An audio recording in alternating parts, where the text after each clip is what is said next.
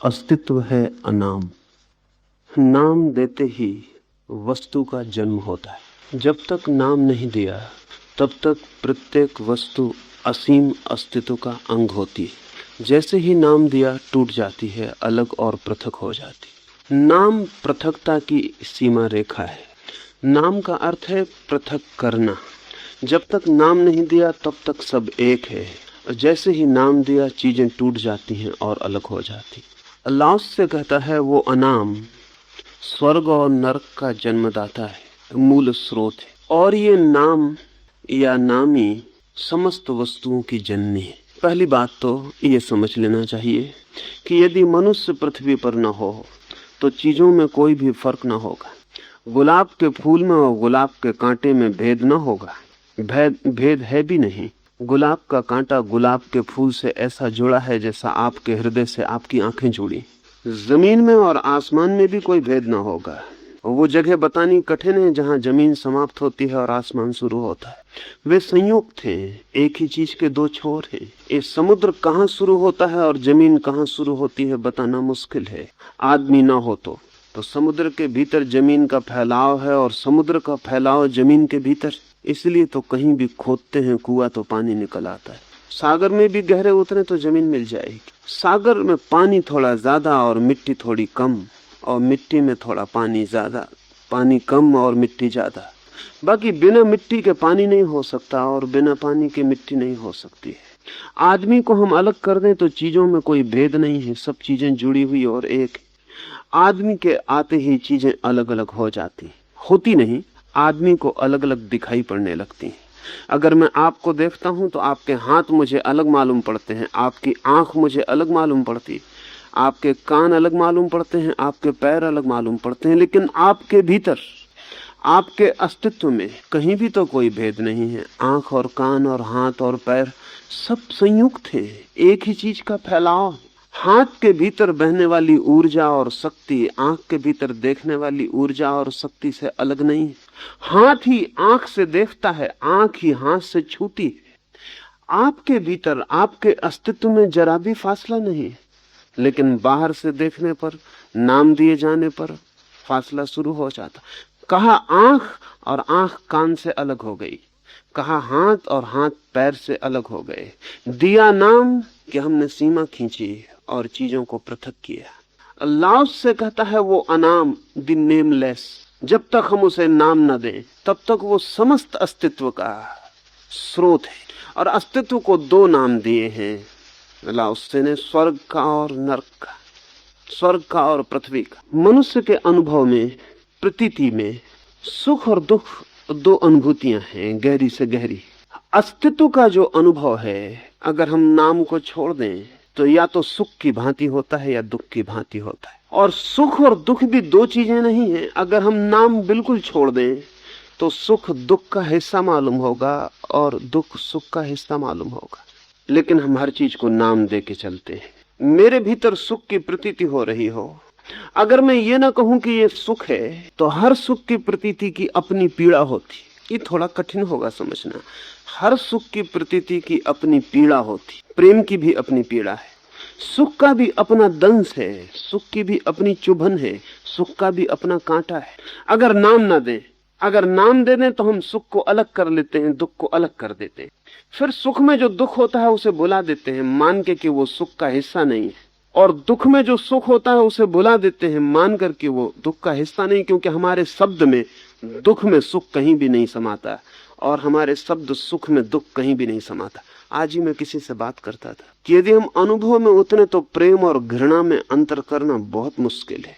शब्द में तो साफ अंतर है, इससे बड़ा अंतर और क्या होगा। कहां प्रेम कहां घृणा। और जो लोग प्रेम की परिभाषाएं करेंगे वो कहेंगे प्रेम वही है जहां घृणा नहीं है और घृणा वही है जहां प्रेम नहीं है। लेकिन जीवंत अनुभव में प्रवेश करें तो घृणा प्रेम में बदल जाती है, प्रेम घृणा में बदल जाता है। असल में ऐसा कोई भी प्रेम नहीं है जिसे हमने जाना है जिसमें घृणा का हिस्सा मौजूद न रहता हो। इसलिए जिसे भी हम प्रेम करते हैं उसे हम घृणा भी करते हैं। लेकिन शब्द में कठिनाई है। शब्द में प्रेम में सिर्फ प्रेम आता है, घृणा छूट जाती है। अगर अनुभव में उतरे, भीतर झांक के देखें, तो जिसे हम प्रेम करते हैं उसे हम घृणा भी करते हैं, अनुभव में, शब्द में नहीं। और जिसे हम घृणा करते हैं उसे हम घृणा इसलिए कर पाते हैं कि हम उसे प्रेम करते हैं, अन्यथा घृणा करना संभव ना होगा। शत्रु से भी एक तरह की मित्रता होती है, शत्रु से भी एक तरह का लगाव होता है, मित्र से भी एक तरह का अलगाव होता है, और एक तरह की शत्रुता होती है। शब्द की अड़चन है, शब्द हमारे ठोस हैं और अपने से विपरीत को भीतर नहीं लेते। अस्तित्व बहुत तरल और लिक्विड है, अपने से विपरीत को सदा भीतर लेता है। हमारे जन्म में मृत्यु नहीं समाती, लेकिन अस्तित्व में जन्म के साथ मृत्यु जुड़ी है, समाई हुई है। हमारी बीमारी में स्वास्थ्य के लिए कोई जगह नहीं है, लेकिन अस्तित्व में सिर्फ स्वस्थ आदमी ही बीमार हो सकता है। अगर आप स्वस्थ नहीं हैं तो बीमार न हो सकेंगे। मरा हुआ आदमी बीमार नहीं होता है। बीमार होने के लिए जिंदा होना जरूरी है, बीमार होने के लिए स्वस्थ होना जरूरी है। स्वास्थ्य के साथ ही बीमारी घटित हो सकती है। और अगर आपको पता चलता है कि मैं बीमार हूं, तो इसलिए पता चलता है कि आप स्वस्थ हैं, अन्यथा बीमारी का पता किसको चलेगा, पता कैसे चलेगा। मैं ये कह रहा हूं कि जहां अस्तित्व है वहां हमारे विपरीत भेद गिर जाते हैं और एक का ही विस्तार हो जाता है। जहां हमने नाम दिया वहीं चीजें टूट के दो हिस्सों में बढ़ जाती हैं, एक डिकोटोमी, एक द्वैत निर्मित हो जाता है तत्काल। यहां दिया नाम, वहां अस्तित्व खंड खंड हो गया। नाम देना खंड खंड करने की प्रक्रिया है, और नाम छोड़ देना अखंड को जानने का मार्ग है। पर हम बिना नाम दिए क्षण भर को नहीं रहते। बिना नाम दिए बड़ी बेचैनी होगी। हम देखते हैं, शायद देखते के साथ ही नाम दे देते हैं, सुनते हैं, सुनते के साथ ही नाम दे देते हैं। एक फूल दिखा कि मन देखने के साथ ही साथ नाम देता है, गुलाब है, सुंदर है कि असुंदर है, कि पहले जाना हुआ है कि नहीं जाना हुआ है, अपरिचित है कि परिचित है। तत्काल गुलाब का फूल तो छूट जाता है और शब्दों का एक जाल हमारे चित्त के ऊपर निर्मित हो जाता है। फिर हम उस शब्द के जाल में अस्तित्व को जब देखते हैं तो अस्तित्व टूटा हुआ मालूम पड़ता है। लाओस से कह रहा है कि अनाम तो अस्तित्व का जनक है, सारे अस्तित्व का स्रोत है, और नाम सारी वस्तुओं की जननी है। तो हम परमात्मा को कोई नाम ना दे सकेंगे, क्योंकि नाम देते ही परमात्मा वस्तु हो जाएगा। जिस चीज को भी हम नाम देंगे वो वस्तु हो जाएगी। आत्मा को भी नाम देंगे तो वो वस्तु हो जाएगी, और अगर हम पत्थर को भी नाम न दें तो वो आत्मा हो जाएगा। अगर हम नाम देने से बच जाएं और हमारा मन नाम निर्मित ना करे, और हम बिना शब्द और बिना नाम के किसी पत्थर को भी देख लें, तो पत्थर में परमात्मा प्रकट हो जाए। और हम किसी प्रेम से धड़कते हुए हृदय को भी नाम देकर देखें, मेरा बेटा, मेरी माँ, मेरी पत्नी, कि हृदय जो धड़कता हुआ था जीवन से वो भी पत्थर का एक टुकड़ा हो जाए। दिया नाम की चेतना वस्तु बन जाती है, छोड़ा नाम की वस्तुएं चैतन्य हो जाती हैं। तो लाओस से दो हिस्से करता है अस्तित्व। अस्तित्व को समझाने के लिए उसने मोटा हेवन एंड अर्थ, पृथ्वी और स्वर्ग। पृथ्वी से अर्थ है लाओस से का पदार्थ का, मैटर का, और स्वर्ग से अर्थ है लाओस से का अनुभव का, अनुभूति का, चैतन्य का, चेतना का। तो समस्त पदार्थ और समस्त चेतना का जनक है अनाम। स्वर्ग है एक अनुभव, पृथ्वी है एक स्थिति। पृथ्वी से प्रयोजन है लाओस से का। जिन दिनों लाओस से ने ये शब्द उपयोग किए चीन में, पृथ्वी से वही अर्थ था जो हम पदार्थ से लेते हैं, और स्वर्ग से वही अर्थ था जो हम चैतन्य से लेते हैं। क्योंकि स्वर्ग की प्रतीति और अनुभव चेतना को होगी। पदार्थ से अर्थ है जड़ता का, और स्वर्ग से अर्थ है चेतना का। समस्त चैतन्य और समस्त पदार्थ का मूल स्रोत है अनाम, और समस्त वस्तुओं की जननी है नाम देने की प्रक्रिया। हम वस्तुओं के जगत में रहते हैं, ना तो हम पदार्थ के जगत में रहते हैं और ना हम स्वर्ग के चेतना के जगत में रहते हैं। हम वस्तुओं के जगत में रहते हैं।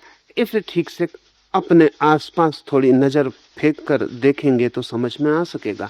हम वस्तुओं के जगत में रहते हैं। We live in things. ऐसा नहीं कि आपके घर में फर्नीचर है इसलिए आप वस्तुओं में रहते हैं, मकान है इसलिए वस्तुओं में रहते हैं, धन है इसलिए वस्तुओं में रहते नहीं। फर्नीचर, मकान और धन और दरवाजे और दीवारें ये तो वस्तुएं हैं ही, लेकिन इन दीवार, दरवाजों, इस फर्नीचर और वस्तुओं के बीच में जो लोग रहते हैं वो भी करीब करीब वस्तुएं हो जाते हैं। मैं किसी को प्रेम करता हूं तो चाहता हूं कि कल भी मेरा प्रेम कायम रहे, तो चाहता हूं कि जिसने मुझे आज प्रेम दिया वो कल भी मुझे प्रेम दे। अब कल का भरोसा सिर्फ वस्तु का किया जा सकता है, व्यक्ति का नहीं किया जा सकता। कल का भरोसा वस्तु का किया जा सकता है। कुर्सी मैंने जहां रखी थी अपने कमरे में, कल भी वहीं मिल सकती, प्रेडिक्टेबल है, उसकी भविष्यवाणी हो सकती और रिलायबल है, उस पर निर्भर रहा जा सकता है। क्योंकि मुर्दा कुर्सी की अपनी कोई चेतना, अपनी कोई स्वतंत्रता नहीं। लेकिन जिससे मैंने आज प्रेम किया, कल भी उसका प्रेम मुझे ऐसा ही मिलेगा। अगर व्यक्ति जीवंत है और चेतना है तो पक्का नहीं हुआ जा सकता। हो भी सकता है, ना भी हो। लेकिन मैं चाहता हूं कि नहीं, कल भी यही हो जो आज हुआ था। तो फिर मुझे कोशिश करनी पड़ेगी कि ये व्यक्ति को मिटा के मैं वस्तु बना लूं, तो फिर रिलायबल हो जाएगा। तो फिर मैं अपने प्रेमी को पति बना लूं या प्रेयसी को पत्नी बना लूं, कानून का, समाज का सहारा ले लूं, और कल सुबह जब मैं प्रेम की मांग करूं तो वो पत्नी या वो पति इंकार न कर पाएगा, क्योंकि वायदे तय हो गए, समझौता हो गया है, सब सुनिश्चित हो गया है।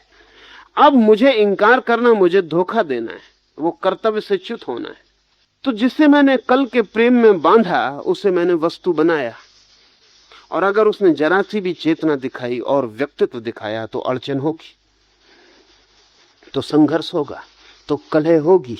इसलिए हमारे सारे संबंध कलह बन जाते, क्योंकि हम व्यक्तियों से वस्तुओं जैसी अपेक्षा करते हैं।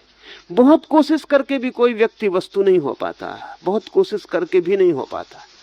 हाँ, कोशिश करता है, उससे जड़ होता चला जाता है, फिर भी नहीं हो पाता। थोड़ी चेतना भीतर जगती रहती है, वो उपद्रव करती रहती, फिर सारा जीवन उस चेतना को दबाने और उस पदार्थ को लादने की चेष्टा बनती है। और जिस व्यक्ति को भी मैंने दबा के वस्तु बना दिया या किसी ने दबा के मुझे वस्तु बना दिया, तो एक दूसरी दुर्घटना घटती है कि अगर सच में ही कोई बिल्कुल वस्तु बन जाए तो उससे प्रेम करने का अर्थ ही खो जाता है। कुर्सी से प्रेम करने का कोई अर्थ तो नहीं। आनंद तो यही था कि वहां चैतन्य था। अब ये मनुष्य का डिलेमा है, ये मनुष्य का द्वंद्व है कि वो चाहता है व्यक्ति से ऐसा प्रेम जैसा वस्तुओं से ही मिल सकता है, और वस्तुओं से प्रेम नहीं चाहता, क्योंकि वस्तुओं के प्रेम का क्या मतलब है। एक ऐसी ही असंभव संभावना हमारे मन में दौड़ती रहती है कि व्यक्ति से ऐसा प्रेम मिले जैसा वस्तु से मिलता है। ये असंभव है। अगर वो व्यक्ति व्यक्ति रहे तो प्रेम असंभव हो जाएगा, और अगर वो व्यक्ति वस्तु बन जाए तो हमारा रस खो जाएगा। दोनों ही स्थितियों में फ्रस्ट्रेशन और विषाद के कुछ हाथ न लगेगा, और हम सब एक दूसरे को वस्तु बनाने में लगे रहते हैं। हम जिसको परिवार कहते हैं, समाज कहते हैं, वो व्यक्तियों का समूह कम, वस्तुओं का संग्रह ज्यादा है। ये जो हमारी स्थिति है, इसके पीछे अगर हम खोजने जाएं तो लाओस से जो कहता है वही घटना मिलेगी। असल में जहां है नाम, वहां व्यक्ति विलीन हो जाएगा, चेतना खो जाएगी और वस्तु रह जाएगी। अगर मैंने किसी से इतना भी कहा कि मैं तुम्हारा प्रेमी हूं, तो मैं वस्तु बन गया। मैंने नाम दे दिया एक जीवंत घटना को, जो अभी बढ़ती और बड़ी होती, फैलती और नई होती और पता नहीं कैसी होती। कल क्या होता नहीं कहा जा सकता था। मैंने दिया नाम, अब मैंने सीमा बांधी। अब मैं कल रोकूंगा, उससे अन्यथा न होने दूंगा जो मैंने नाम दिया है। कल सुबह जब मेरे ऊपर क्रोध आएगा तो मैं कहूंगा मैं प्रेमी हूं, मुझे क्रोध नहीं करना चाहिए, तो मैं क्रोध को दबाऊंगा। और जब क्रोध आया हो और क्रोध दबाया गया हो तो जो प्रेम किया जाएगा वो झूठा और थोथा हो जाएगा। और जो प्रेमी क्रोध करने में समर्थ नहीं है, वो प्रेम करने में असमर्थ हो जाएगा। क्योंकि जिसको मैं इतना अपना नहीं मान सकता कि उस पर क्रोध कर सकूं, उसको इतना भी कभी अपना न मान पाऊंगा कि उसे प्रेम कर सकूं। लेकिन मैंने कहा मैं प्रेमी हूं, तो कल जो सुबह क्रोध आएगा उसका क्या होगा? उस वक्त मुझे धोखा देना पड़ेगा। या तो मैं क्रोध को पी जाऊं, दबा जाऊं, छिपा जाऊं और ऊपर प्रेम को दिखलाए चला जाऊं। वो प्रेम झूठा होगा, क्रोध असली होगा। असली भीतर दबेगा, नकली ऊपर इकट्ठा होता चला जाए। तब फिर मैं एक झूठी वस्तु हो जाऊंगा, एक व्यक्ति नहीं। और ये जो भीतर दबा हुआ क्रोध है, ये बदला लेगा, ये रोज रोज धक्के देगा, ये रोज रोज टूट के बाहर आना चाहेगा। और तब स्वभावतः जिसे प्रेम किया है उससे ही घृणा निर्मित होगी, और जिसे चाहा है उससे ही बचने की चेष्टा चलने लगेगी। पर नाम दे के भूल हुई है। लाओ से कहता है नाम दे के भूल हो गई है। जब मैंने किसी से कहा कि मैं तुम्हारा प्रेमी हूं, तब मैंने ठीक से समझ लिया था कि प्रेमी होने का क्या अर्थ होता है। मैंने एक क्षण की अनुभूति को स्थिर नाम दे दिया। अगर मैंने भीतर झांक के देखा होता तो शायद मैं ऐसा नाम ना देता। शायद चुप रह जाना उचित होता। शायद बोल के भूल हो गई। अमेरिका का एक प्रेसिडेंट कूलिज कम बोलता था, अत्यधिक कम। दुनिया में कोई राजनीतिक इतना कम बोलने वाला नहीं हुआ है। कोई मरने के वर्ष भर पहले किसी मित्र ने उससे पूछा कि कूलिज, इतना कम बोलते हो, इतना कम बोले हो जिंदगी भर, कारण क्या है? तो कूलिज ने कहा, जो नहीं बोला है उसके लिए दंड कभी नहीं मिलता। जो नहीं बोला है उसके लिए कभी पछताना नहीं पड़ता है। जो बोला है उसके लिए बहुत पछताना पड़ा। ये तो मुझे ज्यादा अनुभव न था, कूलिज ने कहा। अगर दोबारा मुझे मौका मिले तो मैं बिल्कुल चुप रह जाने वाला हूं। ये तो अनुभव न था ज्यादा, अनुभव से धीरे धीरे सीखा। लेकिन अब मैं कह सकता हूं कि जो बोला उसके लिए दंड पाया सदा, जो नहीं बोला उसके लिए कोई पीड़ा मुझे नहीं झेलनी पड़ी। शायद आप सोचते होंगे किसी को गाली दे दी होगी, उससे दंड पाया? नहीं, गाली से तो दंड मिल ही जाता है, टू ऑब्वियस, साफ ही है। नहीं, जब किसी से कहा कि मैं तुम्हें प्रेम करता हूं, उसके भी दंड भोगने पड़ते हैं। असल में शब्द दिया, नाम दिया कि दंड होगा, क्योंकि हमने वस्तु बनाई जहां की वस्तु नहीं थी, जहां की तरल व्यक्तित्व था, जहां की तरल प्रवाह था, वहां हमने ठोक के नदी की बीच धार में दीवार खड़ी करने की कोशिश की। अब तकलीफ होगी, अब पीड़ा होगी। जीवन प्रवाह की तरह बहना चाहेगा और हमारे ठोके गए नाम के तख्ते अड़चन डालेंगे। और जीवन बड़ा है, कोई तख्ता नाम का ठोका हुआ टिकेगा नहीं, बहा के ले जाएगा। लेकिन तब पीछे पीड़ा का दंश और पश्चाताप और विषाद छूट जाता। लाओस से कहता है नाम ही मत देना। नाम दिया कि वस्तुएं पैदा हो जाती। एक क्षण को सोचें कि अगर अचानक ऐसी घटना घट जाए कि हम यहाँ इतने लोग बैठे हैं और हम सब भाषा भूल जाएं एक घंटे भर के लिए, तो जमीन आसमान में कोई फर्क होगा? तो अंधेरे और प्रकाश में कोई फर्क होगा? तो आप में और पड़ोसी में कोई फर्क होगा? तो हिंदू और मुसलमान भिन्न होंगे? तो स्त्री और पुरुष में फासला होगा? अगर एक घंटे को हम सारी भाषा भूल जाएं तो सारे फासले भी तत्काल घंटे भर के लिए गिर जाएंगे। एक अनूठा ही जगत होगा, विस्तार से भरा हुआ, जहां कोई सीमा ना होगी, जहां चीजें फैलती तो होंगी लेकिन रुकती ना हो। तब आपको ऐसा ना लगेगा कि कोई आपके पड़ोस में बैठा है, क्योंकि ऐसा लगने के लिए भाषा जरूरी है। तब कोई पड़ोसी है ऐसा भी ना लगेगा, क्योंकि ऐसा लगने के लिए भाषा जरूरी है। तब कोई मित्र है ऐसा भी नहीं लगेगा, कोई शत्रु है ऐसा भी नहीं लगेगा। तब तो एक विराट अस्तित्व रह जाएगा। उस अस्तित्व में दो प्रतीतियां, नाम नहीं, उस अस्तित्व में दो प्रतीतियां रहेंगी, जिनको लाओस से कहता है हेवन एंड अर्थ, स्वर्ग और पृथ्वी, या ज्यादा आज की भाषा में होगा कहना ठीक, पदार्थ और चैतन्य। दो विस्तार रह जाएंगे, पदार्थ का और चैतन्य का। ये प्रतीति होगी, ये भी नाम नहीं होगा, ये प्रतीति होगी। शेष सारे नाम वस्तुओं के। वस्तु पदार्थ भी हो सकती है, वस्तु व्यक्ति भी हो सकता है। अगर हम व्यक्ति को नाम देंगे तो वो भी वस्तु हो जाता है, अगर हम पदार्थ को नाम देंगे तो वो भी वस्तु हो जाता है। अगर मैंने कहा ये कुर्सी तो वो भी वस्तु हो गई, और मैंने कहा पत्नी, पति, बेटा, वो भी वस्तु हो गए। बेटे को भी पजेस किया जा सकता है, कुर्सी को भी पजेस किया जा सकता है। बेटे की भी मालकियत हो सकती है, कुर्सी की भी मालकियत हो सकती है, लेकिन जीवन की कोई मालकियत नहीं हो सकती, और ना पदार्थ की कोई मालकियत हो सकती, क्योंकि आपको पता नहीं कि जब आप नहीं थे तब भी ये कुर्सी थी, और आप जब नहीं होंगे तब भी ये होगी। और आप जिसको कह रहे हैं मेरा बेटा, कल उसकी श्वास बंद हो जाएगी तो आप उसको मरघट में जाके जला आएंगे, और जब उसकी श्वास बंद हो रही होगी तब आप आकाश से ये ना कह सकेंगे कि मेरा बेटा मेरी बिना आज्ञा के उसकी श्वास कैसे बंद हो रही। तब आप अपने बेटे से ये ना कह सकेंगे कि तू बड़ा अनुशासनहीन, उच्छृंखल, मुझसे पूछा भी नहीं और तूने सांस बंद कर दी।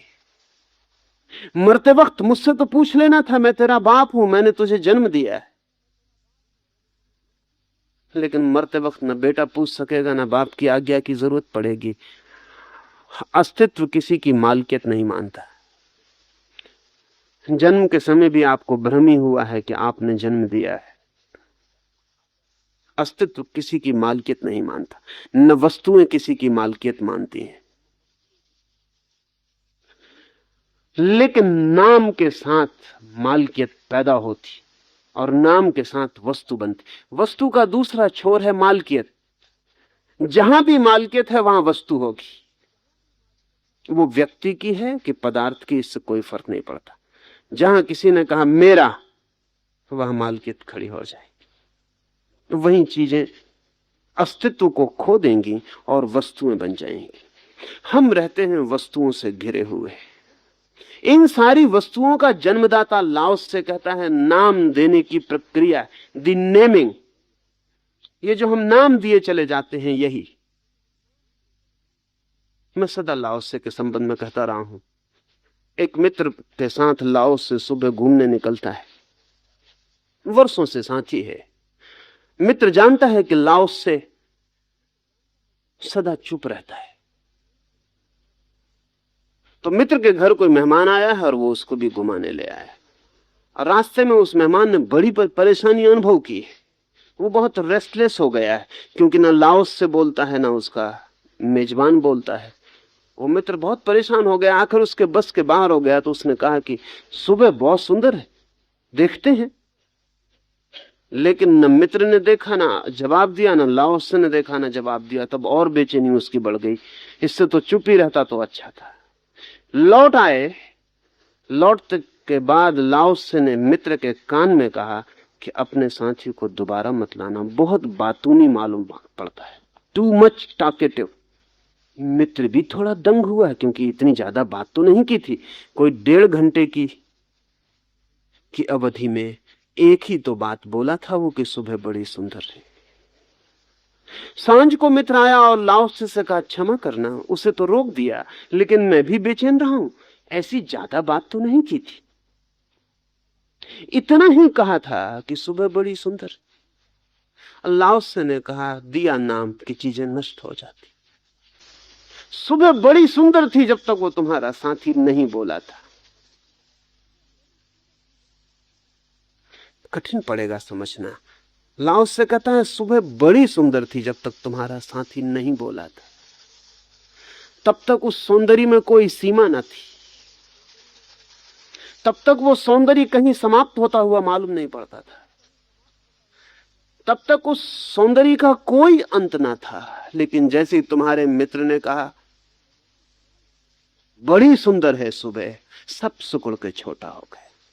तुम्हारे मित्र के शब्दों ने सब पर सीमा बांधी। तुम्हारा मित्र सब पर हावी हो गया। और जब इतना सौंदर्य था तो बोलना सिर्फ कुरूपता थी। जहां इतना सौंदर्य था वहां बोलना सिर्फ विघ्न था। तो मैं तुमसे कहता हूं कि तुम्हारे मित्र को सौंदर्य का कोई पता नहीं, उसने सिर्फ बात चलाई थी, उसे कुछ पता नहीं है सौंदर्य का। क्योंकि सौंदर्य का पता होता तो बोलता हुआ आदमी चुप हो जाता है। चुप आदमी कैसे बोल सकता था? सौंदर्य का इंपैक्ट है। जब चारों ओर से सौंदर्य घेर लेता है तो प्राण चुप हो जाते हैं। हृदय धड़कता भी है तो पता नहीं चलता कि धड़कता है, सब निष्पंद हो जाता है। पर हम चुप थे और तुम्हारा मित्र बोल पड़ा।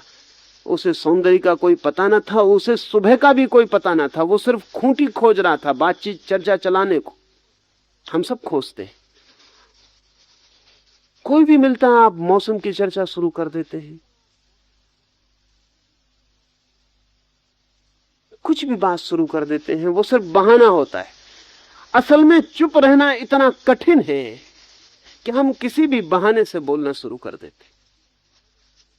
अब दोबारा जब आप किसी से बातचीत शुरू करें तो ख्याल रखना, आपको फौरन पता चल जाएगा कि सिर्फ बहाने हैं। न सुबह से मतलब, न सूरज से मतलब, न बादलों से मतलब, न बरसा से मतलब, कोई मतलब नहीं है। पर कहीं से बात शुरू होनी चाहिए, क्योंकि दो आदमी चुप रहने की कला ही भूल गए कि दो आदमी साथ हों तो चुप रह सके। फ्रायड ने अपने जीवन भर के अनुभवों के बाद लिखा है कि पहले तो मैं सोचता था कि हम बात करते हैं कुछ कहने के लिए, लेकिन अब मेरा अनुभव यह है कि हम बात करते हैं कुछ छिपाने के लिए। कुछ चीजें हैं जो चुप रहने में उघड़ जाएंगी, उनको हम बातचीत करके छिपा लेते हैं। एक आदमी के पास घंटे भर मौन से बैठ जाइए तो उस आदमी को जितना आप जान पाएंगे उतना वर्ष भर उससे बात करते रहिए तो न जान पाएंगे। बात जो है वो आदमी अपने को छिपाने के लिए अपने चारों तरफ एक जाल खड़ा कर रहा है। उसकी आंखों को फिर आप न देख पाएंगे, उसके शब्दों में अटक जाएंगे, उसके उठने को न देख पाएंगे, उसके बैठने को न देख पाएंगे, उसके गेस्चर्स आपके ख्याल में ना आएंगे, उसके शब्द ही शब्द आपके आसपास रह जाएंगे। कभी आपने ख्याल किया है जब आप पीछे किसी आदमी को याद करते हैं तो सिवाय शब्दों के आपको कुछ और याद आता है? याद आता है उस आदमी ने कैसे आपको देखा था, याद आता है उसने कैसे आपके हाथ का स्पर्श किया था, याद आता है उसके शरीर की गंध कैसी थी, याद आता है उसकी आंखों का ढंग कैसा था, याद आता है वो कमरे में कैसा प्रवेश हुआ था, याद आता है वो कैसा बैठा था उठा था। कुछ भी याद नहीं आता है, इतनी याद आता है कि उसने क्या कहा था। आदमी ना हुआ, वो ग्रामोफोन हुआ। आपने उसके बाबत जो स्मृति बनाई है वो सिर्फ शब्दों की, उसके पूरे अस्तित्व का आपको कोई भी पता नहीं। कितने हैरानी की बात है, अगर आप अपनी मां की शक्ल भी आंख बंद करके गौर से देखना चाहें तो आप पक्का पता न लगा पाएंगे कि मां की शक्ल कैसी। आप शायद एकदम से मेरी बात को इनकार करेंगे कि ऐसा कैसे हो सकता। आप घर जाके करना, आंख बंद कर लेना और देखना कि मां की शक्ल कैसी है, और आप पाएंगे कि जब तक गौर नहीं किया था तब तक तो कुछ कुछ पता था कि ऐसी है, और जब आप गौर करेंगे तो बहुत धुंधला हो जाएगा, सब रूपरेखा खो जाएगी। मां की शक्ल भी आप न पकड़ पाएंगे, क्योंकि किस बेटे ने मां को देखा है? और अगर याद भी आएगी तो किसी फोटोग्राफ के कारण याद आएगी, मां की वजह से नहीं आएगी। कोई चित्र की वजह से याद आ सकती, आपके घर में कोई चित्र लटका है वो याद आ जाएगा, लेकिन फर्क समझना, आप मां मौजूद थी वो याद नहीं आती है। उसके खून से बड़े हुए हैं, उसकी गोदी में उठे हैं, उसके साथ दौड़े हैं, बैठे हैं, बात की है, सब किया है, वो याद नहीं आती। एक तस्वीर जो घर में लटकी है वो याद आती। तस्वीर एक वस्तु है, मां एक व्यक्ति है, लेकिन व्यक्ति याद नहीं आता और तस्वीर याद आती। क्या कारण क्या होगा? असल में हम जीवित के संपर्क से बचते रहते हैं, खुद भी और दूसरा भी हमारे जीवित को न जान ले उसको भी बचाते रहते हैं। ये सारी जिंदगी एक बचाव है, और भाषा बड़ी कुशलता से बचाने का इंतजाम करती थी। एक फ्रेंच वैज्ञानिक 12 वर्षों तक साइबेरिया में एस्किमोस के बीच में रहा। 12 वर्ष लंबा वक्त है, और एस्किमो इस पृथ्वी पर उन थोड़ी सी कौमों में से एक हैं जो भाषा के कारण अभी भी पागल नहीं हुए। एस्किमो दिन में 10-5 शब्द बोले तो काफी। अगर एस्किमो को भूख लगी है तो वो इतना नहीं कहता कि मुझे भूख लगी, वो इतना ही कहता है भूख। और कहने पर जोर कम होता है, उसका हाथ कहता है भूख, उसकी आंख कहती है भूख, उसका पूरा शरीर कहता है भूख। बड़ी मुश्किल में पड़ गया। उस वैज्ञानिक के संस्मरण में पढ़ता था, उसने लिखा है कि मेरे पहले 6 महीने तो ऐसे थे जैसे मैं नर्क में पड़ गया, क्योंकि वे बोलते ही नहीं और मैं बोलने को उबलता था, लेकिन किससे बोलूं। तो उसने लिखा है कि मैं अकेले में जाके अपने से ही जोर से बोल लेता। आप सब भी अपने से अकेले में बोलते। रास्ते पे चलते हुए लोगों को देखो, करीब करीब सब अपने से बातचीत करते चले जा रहे। कभी कभी तो बातचीत गर्मा गर्मी की भी हो जाती है अकेले में। हाथ पैर तक हिल जाते, सिर झटका दे देता है, इशारे हो जाते, और हर आदमी अपने से भीतर बात करने में लगा है। बाहर आप बात कर रहे हैं, भीतर आप बात कर रहे हैं। एक क्षण का अवकाश नहीं कि नाम से आप हट जाएं, शब्द से आप हट जाएं और अस्तित्व में आपकी गति हो जाए। लेकिन 6 महीने तकलीफ तो बहुत थी उस वैज्ञानिक को। 6 महीने के बाद उसे बड़े अनूठे अनुभव होने शुरू हुए। पहली दफे जिंदगी में शब्दहीन गैप, शब्दहीन अंतराल आने लगे, और तब उसे पता चला कि एस्किमो किसी और ही दुनिया में रह रहे हैं।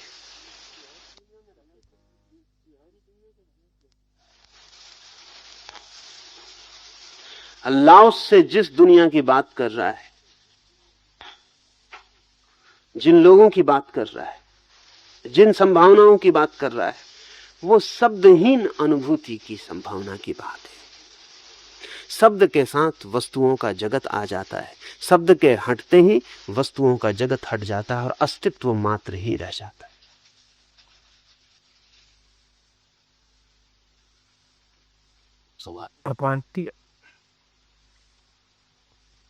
भगवान से अनाम की इस मौन अनुभूति को स्वर्ग और पृथ्वी या चेतना व पदार्थ ऐसा द्वैत मूलक नाम क्यों दिया गया है? अद्वैत की अभिव्यक्ति क्यों नहीं की गई है? अभिव्यक्ति द्वैत की ही हो सकती है, अद्वैत अनभिव्यक्त रह जाता है। तो जो अधिकतम किया जा सकता है वो 2, बोलने में। निकटतम जो सत्य के है वो 2, बोलने में। बोलने के बाहर तो एक ही रह जाता है। लेकिन भाषा किसी भी चीज को 2 में तोड़े बिना नहीं बोल सकती है। लाओस से बोल रहा है, लिख रहा है, तो जो न्यूनतम भूल हो सकती है वो कर रहा है।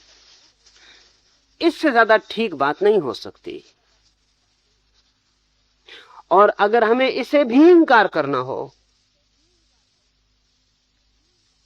तो भी शब्द का ही उपयोग करेंगे। तो हम कहेंगे अद्वैत, 2 नहीं, लेकिन फिर भी हमें 2 का तो उपयोग करना ही पड़ेगा।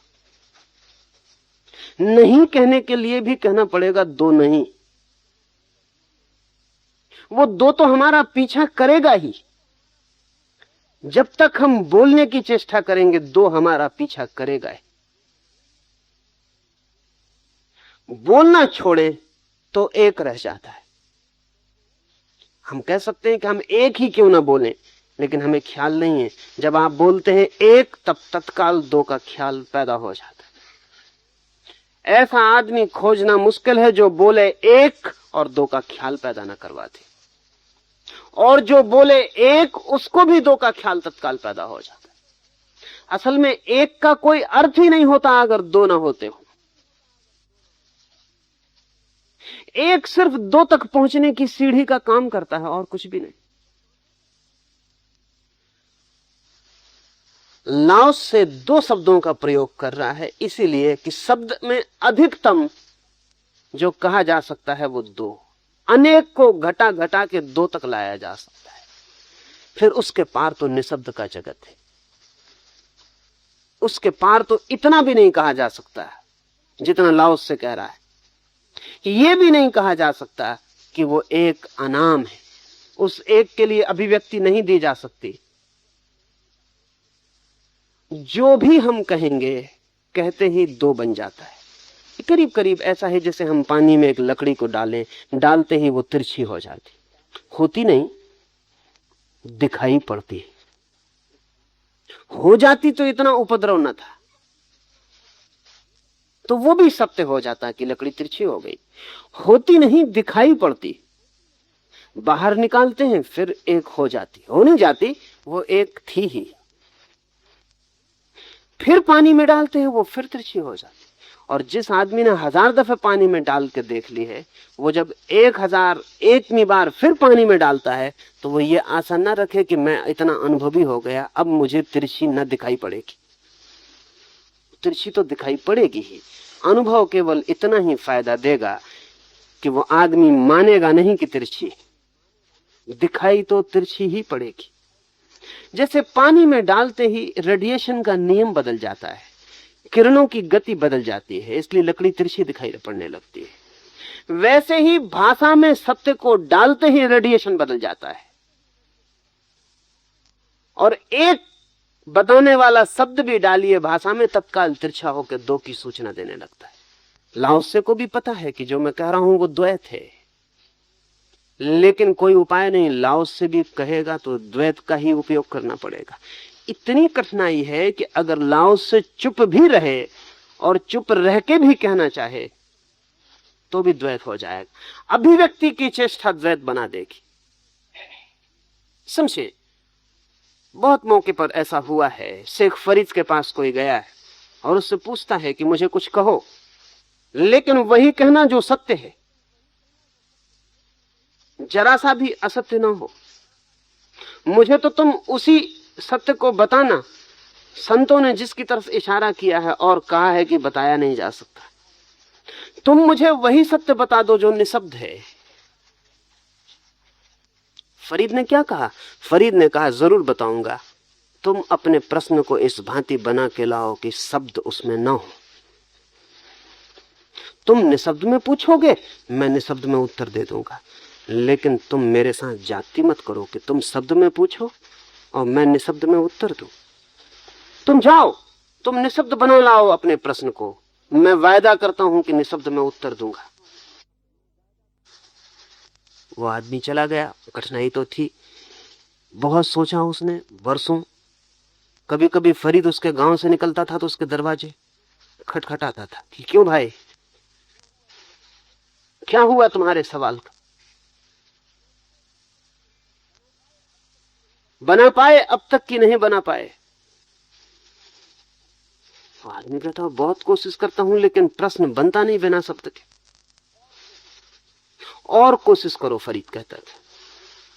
जब तुम्हारी कोशिश पूरी हो जाए और तुम बना लो निशब्द प्रश्न तो आ जाना मेरे पास, मैंने उत्तर तैयार रखा है।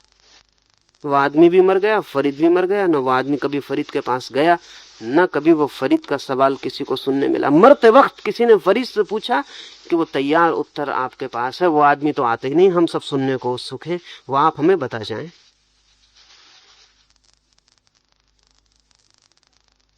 फरीद चुप बैठा रहा। उन्होंने कहा बता दें। फरीद चुप बैठा रहा। उन्होंने कहा बता दें, आपकी आखिरी घड़ी है, कहीं उत्तर आपके साथ न चला जाए। फरीद ने कहा कि मैं बता रहा हूं, मैं मौन हूं, यही मेरा उत्तर है।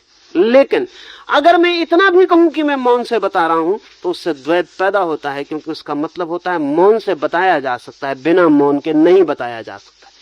डुअलिटी खड़ी हो जाती, डिस्टिंक्शन पैदा हो जाता है, भेद निर्मित हो जाता है।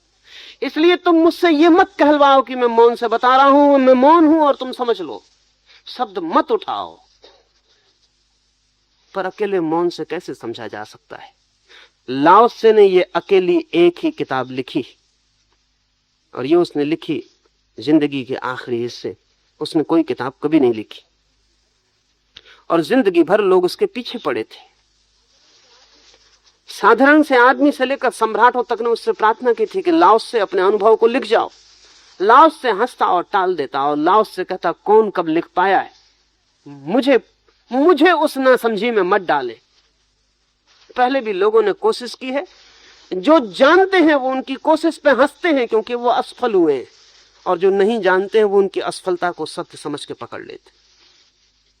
मुझसे ये भूल मत करवाएं, जो जानते हैं वो मुझ पे हंसेंगे कि देखो लाओस से भी वही कर रहा है, जो नहीं कहा जा सकता उसे कह रहा है, जो नहीं लिखा जा सकता उसको लिख रहा है। नहीं, मैं ये ना करूंगा। लाओस से जिंदगी भर टालता रहा।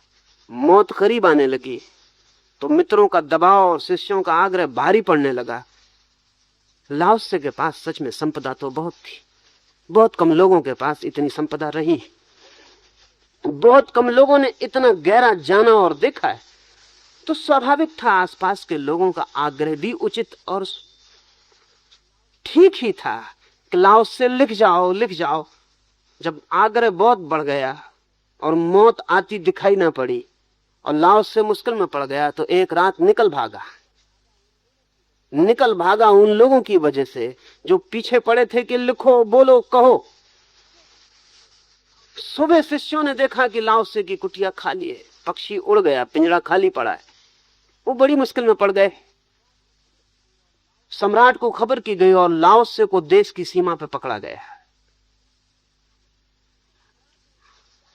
सम्राट ने अधिकारी भेजे और लाओसे को रुकवाया चुंगी पर। देश की जांचीन समाप्त होता था और लाओसे से कहा कि सम्राट ने कहा है कि चुंगी दिए बिना जा ना सकोगे बाहर से। तो लाओसे ने कहा कि मैं कुछ ले ही नहीं जा रहा हूं जिस पे चुंगी देनी पड़े। मैं कोई कर चुका हूं, मैं कुछ ले नहीं जा रहा हूं। सम्राट ने खबर भिजवाई कि तुमसे ज्यादा संपत्ति इस मुल्क के बाहर कभी कोई आदमी लेकर नहीं भागा। रुको चुंगी नाके पर और जो भी तुमने जाना है लिख जाओ। ये किताब उस चुंगी नाके पर लिखी गई थी। वो लिख जाओ तो मुल्क के बाहर निकल सकोगे, अन्यथा मुल्क के बाहर नहीं निकल सकोगे। मजबूरी में पुलिस के पहरे में ये किताब लिखी गई थी। लाओसे ने कहा ठीक है, मुझे जाना ही है बाहर तो मैं कुछ लिखे जाता हूं। ये ताओ ते किंग अनूठी किताब है, इस तरह कभी नहीं लिखी रही कोई किताब। भाग रहा था लाओसे इसी किताब को लिखने से बचने के लिए। निश्चित कठोरता लगती है सम्राट ने की, लेकिन दया भी लगती। ये किताब न होती, लाओसे जैसे और लोग भी हुए हैं जो नहीं लिख गए। लेकिन जो नहीं लिख जाते उससे भी तो क्या फायदा होता है, जो लिख जाते हैं उससे भी क्या फायदा होता है। जो नहीं लिख जाते उन पर कम से कम विवाद नहीं होता, जो लिख जाते हैं उन पर विवाद होता है। जो लिख जाते हैं उनके एक एक शब्द की हम विचार करते हैं कि क्या मतलब है, और मतलब शब्द के बाहर है। कभी अगर मनुष्य जाति का अंतिम लेखा जोखा होगा तो कहना मुश्किल है कि जो लिख गए वो बुद्धिमान समझे जाएंगे कि जो नहीं लिख गए वो बुद्धिमान समझे जाएंगे। वैसे दो में से कुछ भी चुनो, द्वैत का ही चुनाव है। कोई लिखने के खिलाफ चुप रहने को चुन लेता है, कोई चुप रहने के खिलाफ लिखने को चुन लेता है। बाकी द्वैत से बचने का उपाय नहीं। तो लाओसे जब शब्द का उपयोग करेगा तो द्वैत आ जाएगा। इसलिए उसने जान के कहा कि वो अनाम पृथ्वी और स्वर्ग का जनक है और वो नामधारी वस्तुओं का मूल स्रोत है। द्वैत निश्चित आ जाता है शब्द के साथ। लेकिन इसी आशा में लाओसे जैसे लोग शब्द का उपयोग करते हैं कि शायद शब्द के सहारे निशब्द की ओर धक्का दिया जा सके। यह संभव है क्योंकि द्वैत केवल दिखाई पड़ता है नहीं, इसलिए यह संभव है। द्वैत केवल दिखाई पड़ता है नहीं। अगर होता तब तो कोई संभावना ना थी। समझे कि हम यहां एक वीणा के तार को मैं छेड़ देता हूं और छोड़ देता हूं। ध्वनि होती है पैदा इस भवन में, गूंजती है आवाज, फिर धीरे धीरे आवाज शून्य में खोने लगती। क्या आप बता सकते हैं आवाज कब खो जाएगी और कब शून्य शुरू होगा?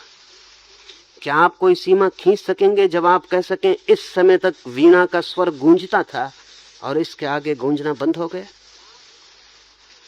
क्या आप स्पष्ट रूप से ध्वनि में और निर्ध्वनि में कोई सीमा खींच सकेंगे, या कि आप पाएंगे कि ध्वनि निर्ध्वनि में खोती चली जाती है? शब्द शून्य बनता चला जाता है। अगर एक वीणा के छेड़े गए तार के साथ आप अपने मन के तार को बिठाकर बैठ जाएं, और जैसे जैसे तार की छेड़ी हुई ध्वनि शून्य में गिरने लगे, आप भी उसके साथ उतने ही मौन में गिरने लगे, तो थोड़ी ही देर में आप पाएंगे कि ध्वनि के सहारे आप निर्ध्वनि में पहुंच गए, शब्द के सहारे आप निशब्द में पहुंच गए। इस आशा में ही लाओस से या बुद्ध या महावीर या कृष्ण या क्राइस्ट बोलते, इस आशा में ही कि शायद उनके शब्द के सहारे से आपको वो धीरे से निशब्द में ले जा सके। एक उपाय की भांति बुद्ध निरंतर कहते थे कि मैं जो भी बोलता हूं वो उसे कहने के लिए नहीं जो है, तुम्हें वहां तक पहुंचाने के लिए। उसे कहने के लिए नहीं जो है, क्योंकि वो तो नहीं कहा जा सकता, लेकिन तुम्हें वहां तक पहुंचाया जा सकता है जहां वो है। शायद मेरे शब्दों की आवाज सुन के तुम उस तरफ की यात्रा पर निकल जाओ, उस आयाम में, उस दिशा में तुम्हारा मुंह फिर जाए, तो शायद किसी दिन तुम उस महागड्ढ में, उस अबिस में गिर जाओ, उस अतल में गिर जाओ जहां उस परम का साक्षात्कार है। लेकिन द्वैत तो सभी की भाषा में आ जाएगा। बुद्ध संसार और निर्वाण की बात करते हैं, द्वैत हो गया। महावीर पदार्थ और आत्मा की बात करते हैं, द्वैत हो गया। ये तो खैर, लेकिन महावीर तो कहते हैं कि ठीक है, द्वैत को मैं मान के चलता हूं। शंकर तो द्वैत को मान के नहीं चलते, लेकिन माया और ब्रह्म की बात किए बिना काम नहीं चलता है। शंकर तो कहते हैं दो नहीं है, फिर भी माया की बात और ब्रह्म की बात तो करनी ही पड़ती, क्योंकि अगर दो नहीं है तो शंकर लोगों से क्या कह रहे हैं? फिर किस चीज से छूटना है अगर दो नहीं है? किस चीज से मुक्त होना है अगर दो नहीं है? अगर ब्रह्म ही है तो हम सब ब्रह्म हैं ही। अब जाना कहां, अब पहुंचना कहां है, अब करना क्या है? तो शंकर को भी कहीं से तो छुड़ाना पड़ता है। कुछ है जो छोड़ने जैसा, अज्ञान है, माया है, अविद्या है, फिर दो खड़े हो जाते। शंकर बड़ी मुश्किल में पड़े रहे, क्या करें? महावीर ने इसलिए सुस्पष्ट कहा कि दो है, मान के चले, क्योंकि जब दो मिट जाएंगे तब तुम खुद ही जान लोगे कि एक है। उसकी चर्चा हम ना करें, हम दो की ही चर्चा करें। हम दो की ही चर्चा में से वहां ले चलें जहां दोनों गिर जाते हैं। शंकर ने कहा हम उसकी ही चर्चा करेंगे जो एक है, लेकिन कठिनाई में पड़ गए और दो की चर्चा करनी पड़ी। जिन्होंने दो की चर्चा की है उनको भी एक का इशारा करना पड़ा है। बुद्ध इतना कहते हैं संसार छोड़ो, निर्वाण पाओ, और आखिरी वचन में कहते हैं संसार और निर्वाण एक ही। बहुत चौंका गए। बुद्ध का ये वचन 2000 साल तक बेचैनी का कारण रहा है बौद्ध भिक्षु और साधक के लिए। संसार ही निर्वाण, इससे ज्यादा कठिन बात और क्या होगी? अगर संसार ही निर्वाण है तो फिर जाना कहां है? फिर छोड़ना क्या है? फिर पाना क्या है? तो कुछ तो बुद्ध के पंथ हैं जो इंकार करते हैं कि यह वचन बुद्ध का ना होगा, क्योंकि बुद्ध तो कहते हैं छोड़ो संसार पाओ निर्वाण। ये दोनों को एक वो कैसे कहेंगे? इंकार ही करते हैं कि वचन बुद्ध का नहीं होगा। लेकिन जो जानते हैं वो कहते हैं यही वचन बुद्ध का है, बाकी और छोड़े भी जा सकते हैं। जब बुद्ध ने जाना होगा तब संसार और निर्वाण में कोई भी फर्क नहीं रह जाता। तब शरीर और आत्मा में भेद नहीं, तब माया और ब्रह्म एक हैं, और तब बंधन और स्वतंत्रता एक ही चीज के दो रूप हैं। बंधन और स्वतंत्रता। पर ये अनुभव, अभिव्यक्ति तो तत्काल दो बन जाएगी। अभिव्यक्ति देने के लिए लाओस से कहता है पृथ्वी और स्वर्ग, पदार्थ और चेतना।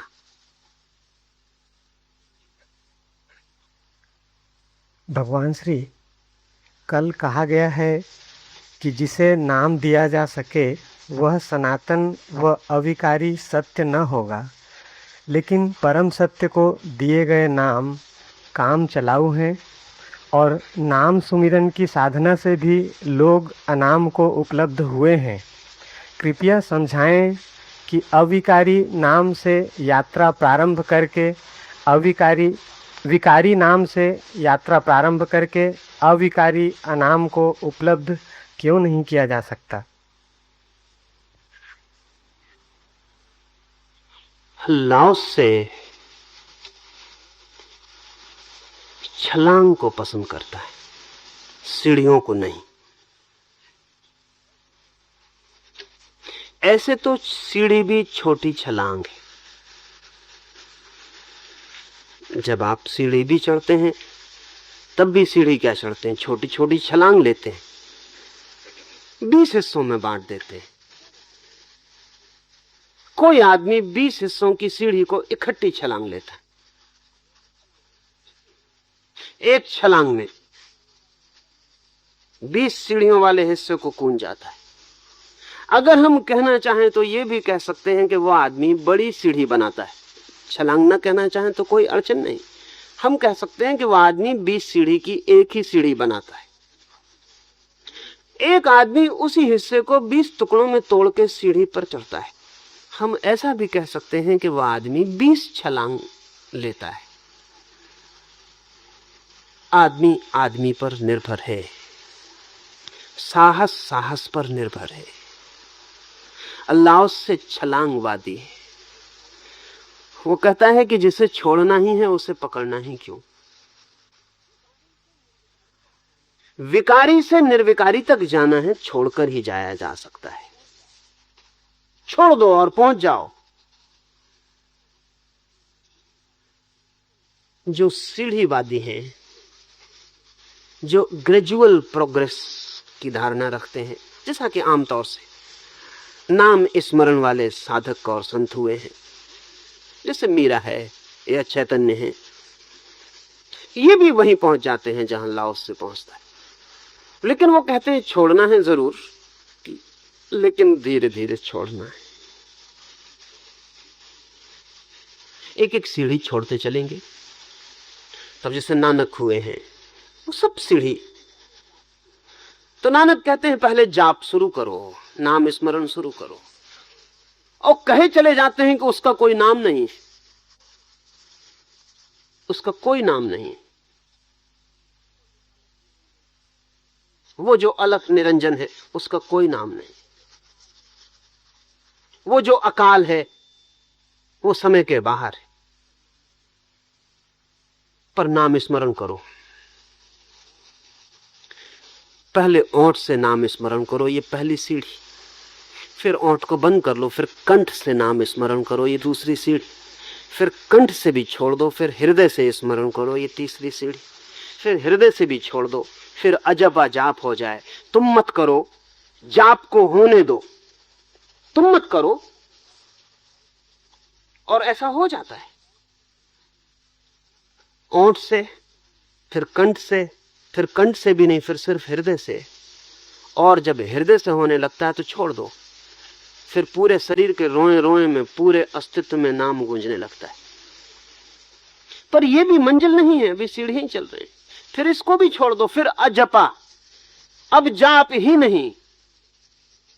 पर ये 4 सीढ़ियों में छोड़ा गया। अजपा आएगा, अनाम आएगा, लेकिन 4 सीढ़ियों में छोड़ा गया। अल्लाह से कहता है जिसे छोड़ना ही है उसे इतने धीरे धीरे क्या छोड़ना। लाओस से कहता है कि अगर छोड़ते हो इतने धीरे धीरे तो उसका मतलब है छोड़ने का तुम्हारा मन नहीं है, पकड़े रखना चाहते हो, इसलिए पोस्टपोन करते हो।